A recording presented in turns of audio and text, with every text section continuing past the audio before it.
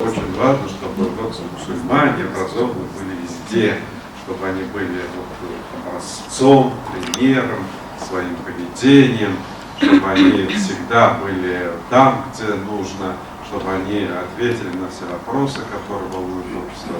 Но вот многие вопросы связаны с тем, что некому вовремя дать ответы. Bizning yoshlar biz din өлкәсендә официаль булган шушындый университетта ислам университетының мөдире балалары ул төрле сәяси ниндидер агымнарга һәм дә башка ниндидер движениелар дип әйтәләр бит инде фикерләр әйме ул безгә менә шушы фикерләрне аерырга карарга кайсы дөрес кайсы белән кулланыла кайсы кулланалар шуны аерырга бик яхшы бер белем булып тора инде.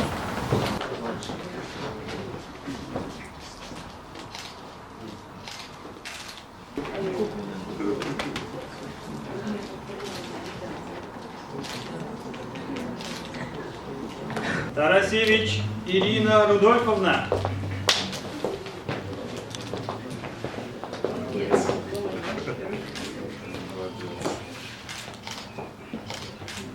Быелгы беренче журналистларның чыгарылышы белән сез канәгатьме?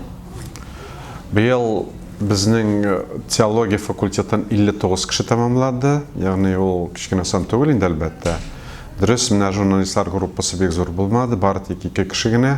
Шуңа күрә әлбәттә без инде моның белән бик канәгать дип әйтә алмыйбыз, чөнки без уйлаган идек инде журналистика факультеты ачылгач, анда теләүчеләр күбрәк булыр дип. Ләкин безнең бәлки инде реклама алып бару бозык дөрес булмаганды бездер. Шуңа күрә кеше аз булды, шулай да беренче чыгарылыш ул булды. Ул безнең өчен шулай ук бик мөһим. Без инде 2 журналистка булса да дәүләт дипломы бирдек. Алар инде бу өлкәдә үз урыннарын табып эшләп китәрләр дип уйлыйбыз. Шуңа күрә дә безнең бу журналистларга уңышлар теләп, инде алга таба безнең журналистлар күбрәк булыр, яшьләр булыр. Алар милли журналистика өлкәсендә эшләрләр, дини журналистика өлкәсендә эшләрләр. Һәм шуңа күрә безнең менә Россия Ислам институтындагы журналистика бүлеге менә бу өлкәдә үз урынын табар дип уйлыйм, чөнки ислам өлкәсендә язучы профессиональ журналистлар бик аз.